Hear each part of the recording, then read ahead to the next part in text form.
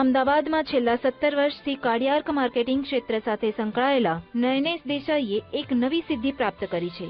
અકસ્માતમાં શરીરમાંથી વહી જતા લોહીના કારણે મૃત્યુ પામનાર લોકો માટે એક વિશેષ ડિસ્પોઝેબલ ડિવાઇસની શોધ કરી છે. પોર્ટેબલ બ્લડ સાલ્વેજ સિસ્ટમ તરીકે ઓળખાતી આ ડિવાઇસ નેગેટિવ પ્રેશરથી દર્દીનું લોહી એકત્ર કરીને તેમાંથી બબલ કાઢે છે અને લોહીને શુદ્ધ કરીને ફરી દર્દીને તે જ લોહી ચડાવી શકાય છે. 17 વર્ષથી કાર્ડિયાક ફિલ્ડમાં છું અને મેં ઘણીવાર એવા ઇન્સિડન્ટ્સો જોયેલા છે કે બ્લડ અવેલેબિલિટી ન હોવાને કારણે પેશન્ટ એક્સપાયર થતું હોય છે. હોસ્પિટલમાં બધી સુવિધાઓ અવેલેબલ હોવા છતાં બ્લડ ટાઈમસર ન મળે અથવા તો એ બ્લડ ગ્રુપ જ અવેલેબલ ના હોય એટલે ઓપરેટ થવાનું રહી જાય અથવા તો ડિલે થાય એના હિસાબે પેશન્ટ એક્સપાયર થતું હોય છે. આના હિસાબે મને એવો વિચાર આવ્યો કે એવું કોઈક વસ્તુ હોવી જોઈએ કે જેને હિસાબે એટલીસ્ટ બ્લડ લોસને હિસાબે પેશન્ટ એક્સપાયર ના થાય.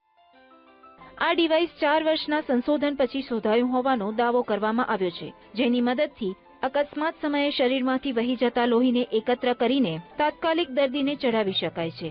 આ ડિવાઇસનો ઉપયોગ નાના શહેરો અને ગામડાઓમાં જ્યાં બ્લડ બેંકની સુવિધા ન હોય ત્યાં આશીર્વાદરૂપ સાબિત થશે. તે શોર્ટ પ્લેસની અંદર પણ આ વાપરી શકાય છે. ફક્ત એને ટૂંકમાં એન્વાયરમેન્ટ સ્ટરીલાઇઝ હોવું જરૂરી છે, જે મેડિકલ ફિલ્ડમાં નેસેસરી વસ્તુ છે. પ્રોડક્ટની અંદર આગળ જે સક્શન કેન્યુલા હોય છે એની અંદર પેશન્ટમાંથી બ્લડ જે લોસ થતું હોય એ કલેક્ટ કરી લે છે અને બ્લડ કલેક્ટ કર્યા પછી એમાંથી એર બબલ્સ રિમૂવ થાય છે. ફિલ્ટ્રેશન ચેમ્બરમાં જઈને એમાં ફિલ્ટર થતું હોય છે.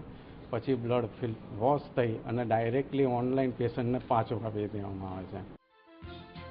આ ઉપરાંત આ portable device PHC, CHC centre, operation theatre તથા એમ્બ્યુલન્સમાં ઉપયોગી સાબિત થઈ શકે તેમ છે. જો કે આ ડિવાઇસ અત્યારે પ્રાયોગિક ધોરણે ઉપયોગમાં લેવામાં આવ્યું છે, પણ હજુ તેનું મોટા પાયે ઉત્પાદન કરવામાં આવ્યું નથી.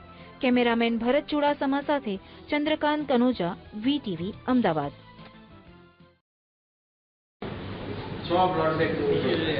હવે આની અંદર કેવું છે કે લાઈવ તમારે ચાલતું તમે એને પાછવાની પાછી 2000 તો લઈ શકો, એટલે આમાં કોઈ બ્રેક નથી. હવે એટલે આ જે પ્રોડક્ટનો ઉપયોગ છે તમને કહું છું કે સેકન્ડ પોઈન્ટ જે શોર્ટેજ કે થેલેસેમિયા પેશન્ટને બહાર